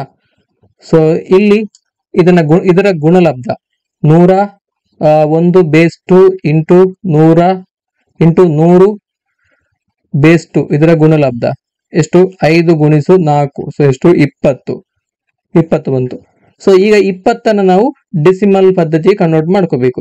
20 ಭಾಗಿಸು 2. ಸೊ 2ರಿಂದ ಭಾಗಿಸ್ತಾ ಹೋಗ್ಬೇಕು. ಸೊ 10 ಶೇಷ 0. ಹಾಗೇನೆ 2ರಿಂದ ಭಾಗಿಸಿ 2 5 ಶೇಷ 0. ಪುನಃ 2ರಿಂದ ಭಾಗಿಸಿ 2 ಶೇಷ 1. ಪುನಃ 2ರಿಂದ ಭಾಗಿಸಿ 2 1 ಶೇಷ 0. ಸೊ ಈಗ ನೀವು ಶೇಷವನ್ನ ಬರಿಬೇಕು. ಸೊ ಈ ಪ್ಯಾಟರ್ನ್ ಅಲ್ಲಿ ಬರಿಬೇಕು. ಇಲ್ಲಿಂದ ಆರಂಭವಾಗಿ ಈ ಪ್ಯಾಟರ್ನ್ ಅಲ್ಲಿ ನೀವು ಬರಿಬೇಕು. ಸೊ ಈ ತರ ನೀವು ದಶಮಾಂಶ ಪದ್ಧತಿಯಲ್ಲಿ ವ್ಯಕ್ತಪಡಿಸಬಹುದು. ಸೊ ಇಲ್ಲಿ ಯಾವ ತರ ಬರಿಬಹುದು, 1. ಸೊ ಇದೆ 1 0 ಇದನ್ನ 1 0 0 ಬೇಸ್ 2 101 0 0 ಬೇಸ್ 2. ಸೊ ಈ ತರ ಯಾವುದೇ ಒಂದು ದಶಮಾಂಶ ಸಂಖ್ಯೆಯನ್ನ ನೀವು ದ್ವಿಮಾನ ಸಂಖ್ಯೆಯಾಗಿ ವ್ಯಕ್ತಪಡಿಸಬಹುದು. ಸೊ ಈ ತರ ಮಾಡಬೇಕು. ಸೊ ಕ್ಲಿಯರ್ ಅಲ್ಲ? ಮುಂದಿನ ಪ್ರಶ್ನೆಯನ್ನು ನೋಡಿ. ಮ್ಯಾಥಮೆಟಿಕ್ಸ್ ಶಬ್ದದಲ್ಲಿರುವ ಅಕ್ಷರಗಳು ಕ್ರಮವಾಗಿ ಜೋಡಣೆಗೊಳ್ಳುವಂತ ಸಂಖ್ಯೆ. ಸೊ ಇದು ಪರ್ಮಿಟೇಷನ್ ಗೆ ಸಂಬಂಧಪಟ್ಟ ಹಾಗೆ ಕೇಳಿರುವಂತಹ ಪ್ರಶ್ನೆ. ಕ್ರಮಯೋಜನೆ. ಸೊ ಇಲ್ಲಿ ಮ್ಯಾಥಮೆಟಿಕ್ಸ್ ಶಬ್ದದಲ್ಲಿ ಒಟ್ಟು 11 ಅಕ್ಷರಗಳು ಇವೆ, ಹೌದಾ? 11 ಅಕ್ಷರಗಳಿವೆ. ಅವುಗಳಲ್ಲಿ ಸೊ ಇಲ್ಲಿ ಎಂ 2 ಸಲ ರಿಪೀಟ್ ಆಗಿದೆ, ಹೌದಾ? ಎ ಇದು ಕೂಡ 2 ಸಲ ರಿಪೀಟ್ ಆಗಿದೆ. ಅಂಡ್ ಇ ಕೂಡ 2 ಸಲ ರಿಪೀಟ್ ಆಗಿದೆ. ಎಂ 2 ಸಲ, ಎ 2 ಸಲ, ಇ 2 ಸಲ. ಸೊ ಈ ತರ ರಿಪೀಟ್ ಆಗಿದೆ. R equal to n factorial divided by r factorial. N factorial divided by r factorial. So ಈಗ ಎನ್ ಫ್ಯಾಕ್ಟೋರಿಯಲ್ ಎಷ್ಟು, ಒಟ್ಟು ಇರುವಂತಹ ಅಕ್ಷರಗಳು 11. ಹಾಗಾಗಿ ಇದು ಎನ್ ಫ್ಯಾಕ್ಟೋರಿಯಲ್ 11 ಫ್ಯಾಕ್ಟೋರಿಯಲ್. ಸೊ ಇದರಲ್ಲಿ ರಿಪೀಟ್ ಆಗುವಂತಹ ಸಂಖ್ಯೆಗಳು ನೋಡಿ. ಸೊ ಇಲ್ಲಿ ಎಂ 2 ಸಲ, ಎ 2 ಸಲ, ಹಾಗೇನೆ ಇ 2 ಸಲ. ಈ ಸಂಖ್ಯೆಗಳು ರಿಪೀಟ್ ಆಗ್ತವೆ. ಹಾಗಾಗಿ 2 factorial into 2 factorial into 2 factorial. ಮುಂದಿನ ಪ್ರಶ್ನೆ ಏನಂದ್ರೆ 4 ಅನುಕ್ರಮ ಬೆಸ್ ಸಂಖ್ಯೆಗಳ ಮೊತ್ತ 80 ಆಗಿದ್ದರೆ ಆ ಸಂಖ್ಯೆ. ಸೊ ಇಲ್ಲಿ ಪ್ರಶ್ನೆ ಸ್ವಲ್ಪ ತಪ್ಪಾಗಿದೆ. ಸೊ ಇಲ್ಲಿ ನೋಡಿ, 4 ಅನುಕ್ರಮ ಬೆಸ್ ಸಂಖ್ಯೆಗಳ ಮೊತ್ತ 80 ಆಗಿದ್ದರೆ ಆ ಸಂಖ್ಯೆ. ಇಲ್ಲಿ ಆ ಸಂಖ್ಯೆ ಅಲ್ಲ, ಆ ಸಂಖ್ಯೆಗಳಲ್ಲಿ ಅತ್ಯಂತ ಚಿಕ್ಕ ಸಂಖ್ಯೆ ಅಂತ ಆಗ್ಬೇಕು, ಅತ್ಯಂತ ಚಿಕ್ಕ ಸಂಖ್ಯೆ ಅಥವಾ ಮೊದಲ ಸಂಖ್ಯೆ ಅಂತ ಆಗ್ಬೇಕು. ಸೊ ಆ ತರ ನಾವು ಎಸ್ಯೂಮ್ ಮಾಡಿ ಇದನ್ನ ಸಾಲ್ವ್ ಮಾಡಬಹುದು ನೋಡಿ. ಸೊ ಮೊದಲ ಸಂಖ್ಯೆ ಎಕ್ಸ್ ಆಗಿರ್ಲಿ, ಮುಂದಿನ ಬೆಸ ಸಂಖ್ಯೆ ಎಕ್ಸ್ ಪ್ಲಸ್ 2, ಹೌದಾ? ಮುಂದಿನ ಬೆಸ ಸಂಖ್ಯೆ ಎಕ್ಸ್ ಪ್ಲಸ್ 4, ಹಾಗೇನೆ ಮುಂದಿನ ಬೆಸ ಸಂಖ್ಯೆ ಎಕ್ಸ್ ಪ್ಲಸ್ 6. ಅಂದ್ರೆ ಎರಡು ಸಂಖ್ಯೆಗಳು ಜಾಸ್ತಿ, 1, 3, 5, 7 ಈ ತರ ಎರಡು ಡಿಫರೆನ್ಸ್ ಗಳು ಇರುವಂತದ್ದು ಬೆಸ ಸಂಖ್ಯೆ ಬರುವಾಗ. ಹಾಗೆ ಸಮ ಸಂಖ್ಯೆ ಕೂಡ ಹಾಗೆ 2, 4, 6, 8. ಸೊ ಈ ತರ ಬೆಸ ಸಂಖ್ಯೆಗಳ ಮಧ್ಯೆ ಹಾಗೇನೆ ಸಮ ಸಂಖ್ಯೆಗಳ ಮಧ್ಯೆ ಇರುವಂತಹ ಡಿಫರೆನ್ಸ್ 2. ಸೊ ಹಾಗಾಗಿ X, X plus 2, X plus 4, X plus 6. So ಈ ತರ ಸಂಖ್ಯೆಗಳು ಇದ್ದಾವೆ. ಸೊ ಇಲ್ಲಿ 4 ಅನುಕ್ರಮ ಬೆಸ ಸಂಖ್ಯೆಗಳ ಮೊತ್ತ ಅಂತ ಹೇಳಿದ್ರೆ, ಹಾಗಾಗಿ ಇದನ್ನ ಆಡ್ ಮಾಡಬೇಕು. ಆಡ್ ಮಾಡಿದಾಗ ಎಷ್ಟಾಗುತ್ತೆ ಅಂತ ಹೇಳಿದ್ರೆ X X X X 4x ಆಯ್ತು, ಪ್ಲಸ್ 2 ಪ್ಲಸ್ 4 ಪ್ಲಸ್ 6 ಎಷ್ಟಾಯ್ತು 12 ಆಯ್ತು, ಈಕ್ವಲ್ ಟು 80. ಸಂಖ್ಯೆಗಳ ಮೊತ್ತ 80. 4x plus 12 equal to 80. x equal to 4x equal to 80 minus 12, 4x equal to 68, x equal to 17, x equal to 17 ಅಂತ ಬಂತು. ಸೊ ಹಾಗಾಗಿ ಇದರಲ್ಲಿ ಮೊದಲ ಸಂಖ್ಯೆ x ಈಕ್ವಲ್ ಟು 17, ಮೊದಲ ಸಂಖ್ಯೆ x ಈಕ್ವಲ್ ಟು 17 ಆಗುತ್ತೆ. ಸೊ ಈ ತರ ಇಂಥ ಪ್ರಶ್ನೆಗಳನ್ನ ಸಾಲ್ವ್ ಮಾಡಬಹುದು. ಮುಂದಿನ ಸಂಖ್ಯೆ ಎಷ್ಟು 19, ಮುಂದಿನ ಸಂಖ್ಯೆ 21, ಮುಂದಿನ ಸಂಖ್ಯೆ 23. ಸೊ ಈ ತರ ಆ ಒಂದು ಬೆಸ ಸಂಖ್ಯೆಗಳು. ಸೊ ಇದಕ್ಕೆ ಗ್ರೇಸ್ ಮಾರ್ಕ್ ಇತ್ತು. ಮುಂದಿನ ಪ್ರಶ್ನೆಯನ್ನು ನೋಡಿ. ಮೋಹನ ಮತ್ತು ಸೋಹನ್ನ ವಯಸ್ಸು 5:7 ಅನುಪಾತದಲ್ಲಿದೆ. ಮೋಹನ 9 ವರ್ಷ ಹಿರಿಯನು ಮತ್ತು ಸೋಹನ 9 ವರ್ಷ ಕಿರಿಯನಾಗಿದ್ದರೆ ಮೋಹನನ ವಯಸ್ಸು ಸೋಹನನ ವಯಸ್ಸಿನ 2 ಪಟ್ಟಿನಷ್ಟು ಆಗುತ್ತಿತ್ತು. ಹಾಗಾದರೆ ಅವರ ಈಗಿನ ವಯಸ್ಸೆಷ್ಟು ಅಂತೇಳಿ ಕೇಳಿದರೆ, ಇಲ್ಲಿ ಕೊಟ್ಟಿರುವಂತಹ ವಯಸ್ಸು ಮೋಹನ ಮತ್ತು ಸೋಹನ್ ಇವರಿಬ್ಬರ ವಯಸ್ಸನ್ನ ಬರ್ಕೊಳ್ಳಿ. 5x ಅಂತ ಕೊಡಿ. ಹಾಗೇನೆ ಸೋಹನ್ನ ವಯಸ್ಸು 7x. ಸೊ ಮೋಹನ 9 ವರ್ಷ ಹಿರಿಯನಾಗಿದ್ದರೆ ಏನಾಗ್ತದೆ ಅಂತ ಹೇಳಿದ್ರೆ 5x ಪ್ಲಸ್ 9, 9 ವರ್ಷ ಆಡ್ ಮಾಡ್ಬೇಕು, 5x ಪ್ಲಸ್ 9. ಹಾಗೇನೆ ಸೋಹನ 9 ವರ್ಷ ಕಿರಿಯನಾಗಿದ್ದಾರೆ ಅಂದ್ರೆ 7x ಮೈನಸ್ 9. ಸೊ ಈ ತರ ಇದ್ರೆ ಮೋಹನನ ವಯಸ್ಸು ಸೋಹನನ ವಯಸ್ಸಿನ 2 ಪಟ್ಟಿನಷ್ಟು ಆಗುತ್ತಿತ್ತು.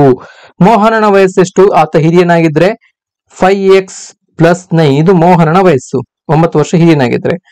ಆ ತರ ಇದ್ರೆ ಸೋಹನನ ವಯಸ್ಸಿನ 2 ಪಟ್ಟಿನಷ್ಟು, ಸೋಹನನ ವಯಸ್ಸೆಷ್ಟು 7x ಮೈನಸ್ 9, ಆತನ ವಯಸ್ಸಿನ 2 ಪಟ್ಟು ಅಂದ್ರೆ ಟೈಮ್ಸ್ 2ರಿಂದ ಗುಣಿಸಬೇಕು. ಸೊ ಈ ತರ ಆಗ್ತಾ ಇತ್ತಂತೆ.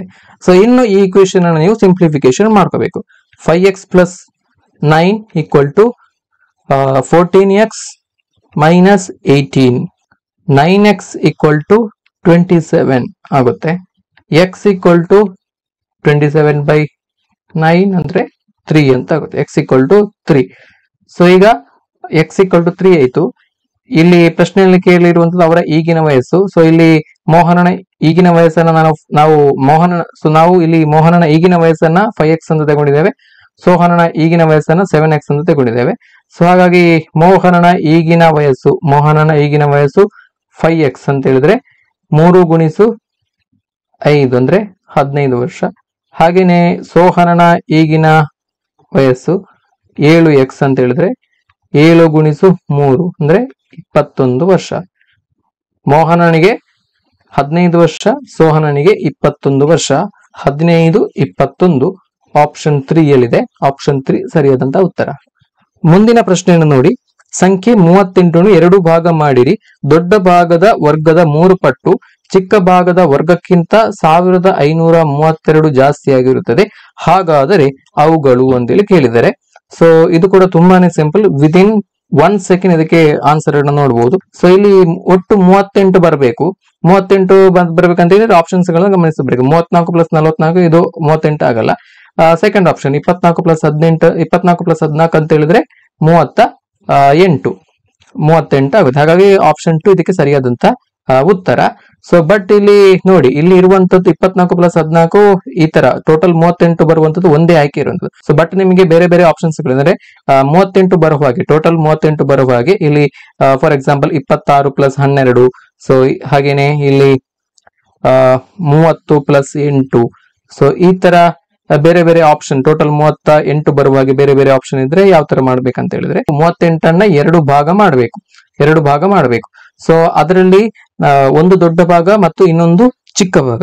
ಸೊ ಇಲ್ಲಿ ಒಂದು ಭಾಗ ಅಂದ್ರೆ ಈ ದೊಡ್ಡ ಭಾಗ ಎಕ್ಸ್ ಆಗಿರ್ಲಿ, ಆಗ ಇನ್ನೊಂದು ಭಾಗ 38 ಮೈನಸ್ ಎಕ್ಸ್ ಅಂತ ಆಗುತ್ತೆ. 38ರಿಂದ ಎಕ್ಸ್ ಅನ್ನ ಕಳಿಬೇಕು. ಸೊ ಅದು ಇನ್ನೊಂದು ಭಾಗ. ಈಗ ಅವರು ಪ್ರಶ್ನೆಯಲ್ಲಿ ಹೇಳಿರೋ ಪ್ರಕಾರ, ಅವರು ಕೊಟ್ಟಿರುವಂತ ಹೇಳಿಕೆಯ ಪ್ರಕಾರ ದೊಡ್ಡ ಭಾಗದ ವರ್ಗದ 3 ಪಟ್ಟು. ದೊಡ್ಡ ಭಾಗದ ವರ್ಗ, ದೊಡ್ಡ ಭಾಗ ಯಾವ್ದು? ದೊಡ್ಡ ಭಾಗ ಎಕ್ಸ್. ದೊಡ್ಡ ಭಾಗದ ವರ್ಗ ಎಕ್ಸ್ ಸ್ಕ್ವೇರ್. ದೊಡ್ಡ ಭಾಗದ ವರ್ಗದ 3 ಪಟ್ಟು ಅಂತ ಹೇಳಿದ್ರೆ 3x ಸ್ಕ್ವೇರ್, 3ರಿಂದ ಗುಣಿಸಬೇಕು. ಇದು ಚಿಕ್ಕ ಭಾಗದ ವರ್ಗಕ್ಕಿಂತ 1532 ಜಾಸ್ತಿ ಆಗಿರ್ತದೆ. ಚಿಕ್ಕ ಭಾಗ ಏನು? ಚಿಕ್ಕ ಭಾಗ 38 ಮೈನಸ್ ಎಕ್ಸ್, ಇದು ಚಿಕ್ಕ ಭಾಗ. ಇದರ ವರ್ಗದ ಅಂದ್ರೆ ಸ್ಕ್ವೇರ್ ಮಾಡಬೇಕು, ವರ್ಗದ 1532 ಜಾಸ್ತಿ ಆಗಿರುತ್ತೆ. ಅಂದ್ರೆ 1532 ನಾವು ಆಡ್ ಮಾಡಬೇಕು. ಇನ್ನು ನಾವು ಈಕ್ವೇಶನ್ ಅನ್ನ ಸಾಲ್ವ್ ಮಾಡುವಂತದ್ದು 3x ಸ್ಕ್ವೇರ್ ಈಕ್ವಲ್ ಟು ಇಲ್ಲಿ a minus b whole square formula use ಮಾಡಿ 38 ಸ್ಕ್ವೇರ್ ಅಂತ ಹೇಳಿದ್ರೆ 1444 plus x square b square minus 76x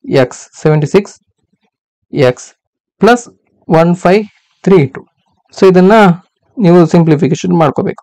3x square equal to x square minus 76x minus plus ಆಗುತ್ತೆ. ಇಲ್ಲಿ 1444 plus 1532 ಎರಡನ್ನ ಸೇರಿಸಿದ್ರೆ 2976 ಆಗುತ್ತೆ. ಸೊ ಇನ್ನು ಇದನ್ನು ಕೂಡ ಸಿಂಪ್ಲಿಫಿಕೇಶನ್ ಮಾಡಬಹುದು. ಈಗ 3x ಸ್ಕ್ವೇರ್ ಅನ್ನ ಇದರಿಂದ ಮೈನಸ್ ಮಾಡಬಹುದು. 3x ಸ್ಕ್ವೇರ್ ಇಂದ ಎಕ್ಸ್ ಸ್ಕ್ವೇರ್ ಈ ಟರ್ಮ್ ಅನ್ನ ನಾವು, ಸೊ ಇದನ್ನ ನಾವು LHS ಗೆ ತಗೊಂಡು ಬರುವಾಗ 2x square plus 76x minus 2976 ಅಂತ ಆಗುತ್ತೆ. ಸೊ ಇದನ್ನ ನಾವು ಎರಡರಿಂದ ಭಾಗಿಸಿದಾಗ X square plus 38x minus 1488 ಅಂತ ಆಗುತ್ತೆ ಈಕ್ವಲ್ ಟು 0. ಇದು ವರ್ಗ ಸಮೀಕರಣ ಆದರ್ಶ ರೂಪ.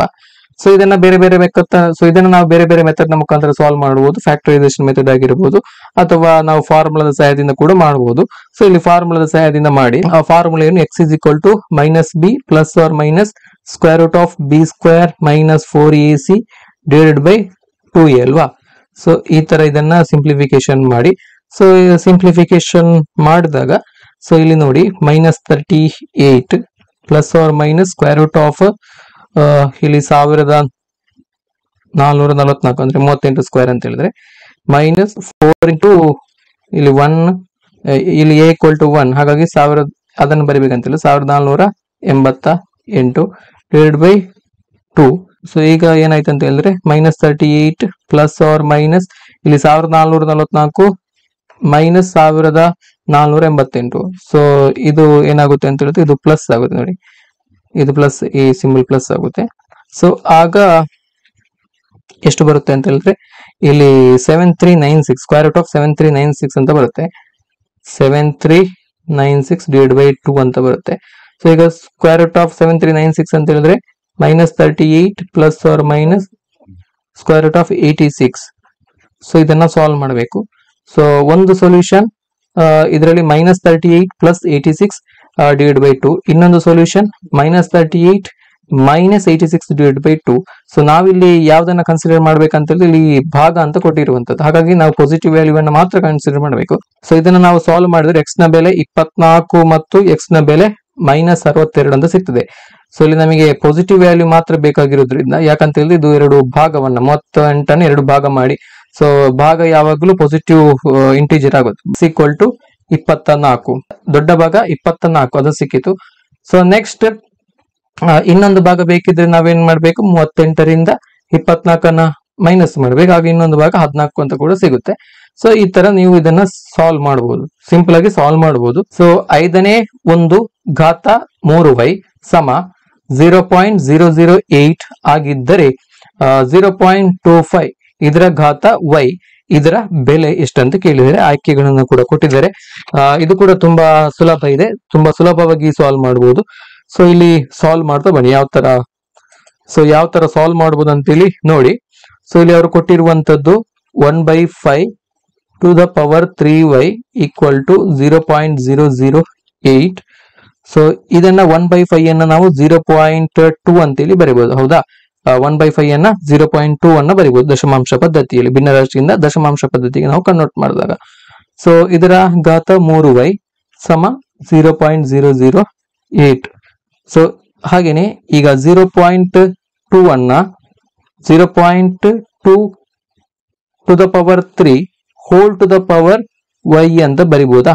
ಘಾತಾಂಕಗಳ ನಿಯಮವನ್ನ ನೋಡ್ಕೊಳ್ಳಿ. a to the power mn equal to, so ಇದನ್ನ ನಾವು a to the power m whole to the power n, so ಈ ತರ ಬರಿಬಹುದು. ಸೊ ಅದೇ ಪ್ರಕಾರ ಇದನ್ನ ಕೂಡ ಬರೆದಿರುವಂತದ್ದು ಈಕ್ವಲ್ ಟು 0.008. ಓಕೆ, ನೆಕ್ಸ್ಟ್ ಈಗ 0.2 ಹೋಲ್ ಕ್ಯೂಬ್ ಅಂತ ಹೇಳಿದ್ರೆ 0.2 ಹೋಲ್ ಕ್ಯೂಬ್ ಅಂತ ಹೇಳಿದ್ರೆ 0.008. ಸೊ ಇದು ಬರುತ್ತೆ to the power y. 0.2 whole cube ಮಾಡಿದ್ರೆ ಎಷ್ಟು ಬರುತ್ತೆ? 0.008 to the power y equal to 0.008. So ಇಲ್ಲಿ ಕೂಡ 0.008 ಇದೆ, ಇಲ್ಲಿ RHS ಅಲ್ಲಿ ಕೂಡ 0.008 ಇದೆ. ಸೊ ಹಾಗಾಗಿ ಇಲ್ಲಿ ನೋಡಿ ಇದರ ಪವರ್ ಎಷ್ಟು? ಇದರ ಪವರ್ 1 ಇದೆ. ಹಾಗಾಗಿ y ಟು ದ ಪವರ್ 1 ಅಂತ ಆಯ್ತು. ಹಾಗಾಗಿ ಇಲ್ಲಿ y ನ ಬೆಲೆ 1 ಅಂತ ಆಯ್ತು. ಪವರ್ ನೋಡಿ y ನ ಬೆಲೆ 1 ಅಂತ ಆಯ್ತು. ಇಲ್ಲಿ ಕೇಳಿರುವಂತದ್ದು 0.25 to the power y. y ನ ಬೆಲೆ 1 ಅಲ್ವಾ, ಹಾಗಾಗಿ 0.25 ಟು ದ ಪವರ್ 1 ಅಂತ ಹೇಳಿದ್ರೆ 0.25 ನೇ. ಮುಂದಿನ ಪ್ರಶ್ನೆಯನ್ನು ನೋಡಿ. 2 to the power n-1 plus 2 to the power n+1 equal to 320 ಆಗಿದ್ದರೆ n ನ ಬೆಲೆಯನ್ನ ಕಂಡುಹಿಡಿಯಿರಿ. ಸೊ ಇದು ಕೂಡ ತುಂಬಾನೇ ಸುಲಭ. ಯಾವ ತರ ಸಾಲ್ವ್ ಮಾಡಬಹುದು? ಏನನ್ನ ಕೊಟ್ಟಿದ್ದಾರೆ? 2 to the power n-1 plus 2 to the power n+1 equal to 320 ಅಂತೇಳಿ ಕೊಟ್ಟಿದ್ದಾರೆ. ಸೊ ಇದನ್ನ ನೋಡಿ, ಇದನ್ನ ಸಿಂಪ್ಲಿಫಿಕೇಶನ್ ಮಾಡ್ಕೋಬೇಕು. 2 to the power n-1, so ಈ ಟರ್ಮ್ ಈ ಇದರಲ್ಲಿ ಇದೆ n-1 ಟರ್ಮ್, ಬಟ್ ಇಲ್ಲಿ n-1 ಟರ್ಮ್ ಇದೆಯಾ? ಇಲ್ಲ. ಸೊ ಫಾರ್ ಸಿಂಪ್ಲಿಫಿಕೇಶನ್ ಪರ್ಪಸ್ ಇಲ್ಲಿ n-1 ಟರ್ಮ್ ನಾವು ಇಲ್ಲಿ ಇಂಟ್ರೊಡ್ಯೂಸ್ ಮಾಡಬೇಕು. ಸೊ ಯಾವ ತರ ಮಾಡ್ಬೇಕಂತ ಹೇಳಿದ್ರೆ ಇಲ್ಲಿ n-1 ಪ್ಲಸ್ 2 ಅಂತ ಮಾಡಿದ್ರೆ ಎಷ್ಟು ಬರುತ್ತೆ? ಈ ಬೆಲೆ n+2. ಹೌದಾ, ಇಲ್ಲಿ ಪವರ್ ನ ವ್ಯಾಲ್ಯೂಸ್ ಅಲ್ಲಿ ಏನೇ ಚೇಂಜಸ್ ಆಗುದಿಲ್ಲ. ಸೊ ಯಾಕೆ ಬೇಕಾಗಿ ನಾವು ಮಾಡ್ಕೊಂಡಿದ್ದೇವೆ ಅಂತ ಹೇಳಿದ್ರೆ, ಸೊ ಇದನ್ನ ಸಿಂಪ್ಲಿಫಿಕೇಶನ್ ಪರ್ಪಸ್ ಬೇಕಾಗಿ ಮಾತ್ರ ನಾವು ಮಾಡ್ಕೊಂಡದ್ದು n-1 ಪ್ಲಸ್ 2. ಸೊ ಇದರ ಬೆಲೆ ಎಷ್ಟು? n+1 ಆಗುತ್ತೆ ಈಕ್ವಲ್ ಟು 320. ಇನ್ನು ಸಿಂಪ್ಲಿಫಿಕೇಶನ್ ಮಾಡ್ಕೊಳ್ಳಿ.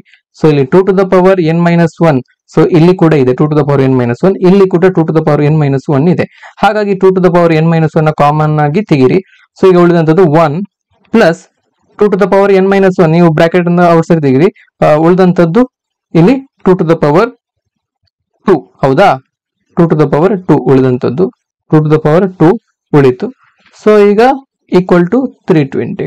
So 2 to the power n-1 into 1 plus 2 square ಅಂತ ಹೇಳಿದ್ರೆ 1 ಪ್ಲಸ್ 4 ಅಂತ ಹೇಳಿದ್ರೆ 5 ಈಕ್ವಲ್ ಟು 320. ಸೊ ಈಗ 2 to the power n-1 equal to 320 divided by 5. So 2 to the power n-1 equal to 64. ಹಾಗಾಗಿ 64 ಅನ್ನ 2 to the power n-1 equal to 64 ಅನ್ನ 2 to the power 6 ಅಂತ ಹೇಳಿ ಬರೀಬಹುದು. ಹೌದಾ, 2 ರ ಘಾತ 6 ಅಂತ ಹೇಳಿದ್ರೆ ಅದರ ಬೆಲೆ 64, 2 ಟು ದ ಪವರ್ 6 ಅಂತ ಹೇಳಿ ಬರೀಬಹುದು. ಇನ್ನು ನೆಕ್ಸ್ಟ್ ಏನ್ ಮಾಡ್ಬೇಕಂತ ಹೇಳಿದ್ರೆ ಇಲ್ಲಿ ಘಾತಗಳನ್ನ ನೀವು ಈಕ್ವೇಟ್ ಮಾಡ್ಕೋಬೇಕು. n-1 equal to 6, therefore n equal to 7. Okay, so ಈ ತರ ಸಿಂಪಲ್ ಆಗಿ ಸಾಲ್ವ್ ಮಾಡಬಹುದು. ಹಾಗಾಗಿ ಆಪ್ಷನ್ 3 ಸರಿಯಾದಂತ ಉತ್ತರ. ಮುಂದಿನ ಪ್ರಶ್ನೆಯನ್ನು ನೋಡಿ. 5 ರ ಘಾತ 4ನೇ 1 ಗುಣಿಸು 125 ಇದರ ಘಾತ 0.25 ಇದರ ಬೆಲೆಯನ್ನ ಕಂಡು ಹಿಡಬೇಕು ನೀವು. ಇದು ಕೂಡ ತುಂಬಾನೇ ಸಿಂಪಲ್ ಇದೆ. ಸೊ ಅವರು ಕೊಟ್ಟಿರುವಂತದ್ದು 5 ರ ಘಾತ 4ನೇ 1 ಗುಣಿಸು 125 ರ ಘಾತ 0.25. ಸೊ ಈ ತರ ಕೊಟ್ಟಿದ್ದಾರೆ. ಸೊ ಈಗ ನೀವೇನ್ ಮಾಡ್ಬೇಕಂತ ಹೇಳಿದ್ರೆ, ಸೊ ಇಲ್ಲಿ 5 ರ ಘಾತ 4ನೇ 1 ಇದು ಭಿನ್ನ ರಾಶಿಯಲ್ಲಿದೆ. ಸೊ ಇಲ್ಲಿ 125 ರ ಘಾತ 0.25 ಇದು ದಶಮಾಂಶ ಪದ್ಧತಿಯಲ್ಲಿದೆ. ಸೊ ಒಂದೇ ಪದ್ಧತಿಗೆ ನೀವು ಕನ್ವರ್ಟ್ ಮಾಡ್ಕೋಬೇಕು. ಸೊ ಇಲ್ಲಿ 4ನೇ 1 ನೀವು 0.25 ಅಂತೇಳಿ ಬರೆಯಬಹುದು. 5 ರ ಘಾತ 0.25 ಇಂಟು 125 ರ ಘಾತ 0.25. ಸೊ ನೆಕ್ಸ್ಟ್ ಆನ್ ಸಿಂಪ್ಲಿಫಿಕೇಶನ್ 5 ರ ಘಾತ 0.25 ಇಂಟು 125 ಅಂತ ಹೇಳಿದ್ರೆ 5 ರ ಘಾತ 3 ಅಂತ ಹೇಳಿ ಬರಿಬಹುದಾ? 5 ರ ಘಾತ 3 ಅಂತ ಹೇಳಿ ಬರಿಬಹುದು. Whole to the power 0.25. So ಈಗ a to the power mn ಇದನ್ನು ನಾವು ಗುಣಿಸಬಹುದು. ಸೊ ಹಾಗಾಗಿ ಇಲ್ಲಿ 5 ರ ಘಾತ 0.25 ಇಂಟು 5 ರ ಘಾತ 3 ಗುಣಿಸು 0.25, 5 ರ ಘಾತ 0.75 ಅಂತ ಆಯ್ತು. ಸೊ ಈಗ ಘಾತಾಂಕವನ್ನ ಆಡ್ ಮಾಡಿ, 5 ರ ಘಾತ 0.25 ಪ್ಲಸ್ 0.75. ಸೊ ಏನಾಯ್ತು 0.25 ಪ್ಲಸ್ 0.75, 5 ರ ಘಾತ 1 ಅಂತ. ಇದನ್ನ ಅಡಿಷನ್ ಮಾಡಿದ್ರೆ ಇದು ವ್ಯಾಲ್ಯೂ 1. ಸೊ 5 ರ ಘಾತ 1 ಅಂತ ಆಯ್ತು. 5 ರ ಘಾತ 1 ರ ಬೆಲೆ 5. ಹಾಗಾಗಿ ಆಪ್ಷನ್ 5 ಇದಕ್ಕೆ ಸರಿಯಾದಂತ ಉತ್ತರ. ನೋಡಿ, ತ್ರಿಜ್ಯ 10 ಸೆಂಟಿಮೀಟರ್ ವೃತ್ತಾಕಾರದ ತಳವನ್ನ ಹೊಂದಿರುವ ವಸ್ತುವಿನ ಪಾರ್ಶ್ವ ಮೇಲ್ಮೈ ವಿಸ್ತೀರ್ಣ. ವಸ್ತುವಿನ ಅಂತ ಕೊಟ್ಟಿದ್ದಾರೆ, ಯಾವ ಆಕಾರದ ವಸ್ತು ಅಂತ ಕೊಟ್ಟಿಲ್ಲ. ಸೊ ಬಟ್ ಇಲ್ಲಿ ಇಂಗ್ಲಿಷ್ ವರ್ಷನ್ ನಲ್ಲಿ ಸಿಲಿಂಡರ್ ಅಂತೇಳಿ ಕ್ಲಿಯರ್ ಆಗಿ ಕೊಟ್ಟಿದ್ದಾರೆ. ಸೊ ಹಾಗಾಗಿ ಇದೊಂದು ಸಿಲಿಂಡರ್. ಸೊ ಇಲ್ಲಿ ಈ ವಸ್ತು ಸಿಲಿಂಡರ್. ಇಲ್ಲಿ ಆ ಒಂದು ಸಿಲಿಂಡರ್ ನ ತ್ರಿಜ್ಯ ಅಂತ ಹೇಳಿದ್ರೆ ಆರ್ 10 ಸೆಂಟಿಮೀಟರ್. ಸೊ ಹಾಗೇನೆ ವಸ್ತುವಿನ ಪಾರ್ಶ್ವ ಮೇಲ್ಮೈ ವಿಸ್ತೀರ್ಣ ಎ ಸಮ 1760 ಸೆಂಟಿಮೀಟರ್ ಸ್ಕ್ವೇರ್. ಇದು ಪಾರ್ಶ್ವ ಮೇಲ್ಮೈ ವಿಸ್ತೀರ್ಣ. ಇಲ್ಲಿ ನಾವು ಕಂಡು ಹಿಡಿಬೇಕಾಗಿರುವಂತದ್ದು ಆ ಒಂದು ಸಿಲಿಂಡರ್ ನ ಎತ್ತರ. ಸೊ ನಮಗೆ ಗೊತ್ತಿದೆ ಸಿಲಿಂಡರ್ ನ ಪಾರ್ಶ್ವ ಮೇಲ್ಮೈ ವಿಸ್ತೀರ್ಣ ಎ ಈಕ್ವಲ್ ಟು 2πRh. ಇದು ಒಂದು ಸಿಲಿಂಡರ್ ನ ಪಾರ್ಶ್ವ ಮೇಲ್ಮೈ ವಿಸ್ತೀರ್ಣವನ್ನ ಕಂಡುಹಿಡಿಲಿಕ್ಕಿರುವಂತ ಸೂತ್ರ. ಎ ಅವರೇ ಕೊಟ್ಟಿದ್ದಾರೆ ಎಷ್ಟು, ಏರಿಯಾ 1760 ಇಂಟು 2 ಗುಣಿಸು ಪೈನ ಬೆಲೆ ಎಷ್ಟು, ಪೈನ ಬೆಲೆ 22/7 ಗುಣಿಸು ಆರ್ 10 ಗುಣಿಸು ಎಚ್. ಸೊ ಈ ತರ. ಸೊ ಈಗ ನೀವೇನ್ ಮಾಡ್ಬೇಕು, ನಮಗೆ ಒಂದು ವೇಳೆ ಎಚ್ ಬೇಕಿದ್ರೆ ಏನಾಗುತ್ತೆ, ನಾವು ಈಕ್ವೇಶನ್ ಅನ್ನ ರಿಅರೇಂಜ್ಮೆಂಟ್ ಮಾಡುವಾಗ ಸೊ ಈಕ್ವೇಶನ್ ಏನಾಗುತ್ತೆ ಅಂತ ಹೇಳಿದ್ರೆ 1760 ಗುಣಿಸು 7, ಇಲ್ಲಿ ಡಿನಾಮಿನೇಟರ್ ಇರುವಂತದ್ದು ಗುಣಿಸು 7, ಅದು ನ್ಯೂಮರೇಟರ್ ಹೋಗುತ್ತೆ, ಡಿವೈಡೆಡ್ ಬೈ 2 ಗುಣಿಸು 22 ಗುಣಿಸು 10. ಇದನ್ನ ಸಿಂಪ್ಲಿಫಿಕೇಶನ್ ಮಾಡ್ಕೊಂಡಾಗ 10 ಒಂದ್ಲಿ, ಸೊ ಇದು 176, 22 ಒಂದ್ಲಿ 22 ಎಂಟ್ಲಿ. ಸೊ ಹಾಗೇನೆ 2 ಒಂದ್ಲಿ 2 ನಾಲ್ಕಲಿ, ಉಳಿದಂತದ್ದು ಇಲ್ಲಿ 4 ಗುಣಿಸು 7 ಅಂದ್ರೆ 28 ಸೆಂಟಿಮೀಟರ್ಗಳು. ಆ ಒಂದು ಸಿಲಿಂಡರ್ ನ ಎತ್ತರ 28 ಸೆಂಟಿಮೀಟರ್ಗಳು. ಆಪ್ಷನ್ 1 ನಲ್ಲಿದೆ 28 ಸೆಂಟಿಮೀಟರ್.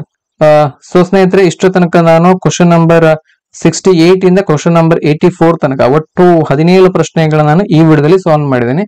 ಉಳಿದ ಪ್ರಶ್ನೆಗಳನ್ನ question number 85 to question number 100.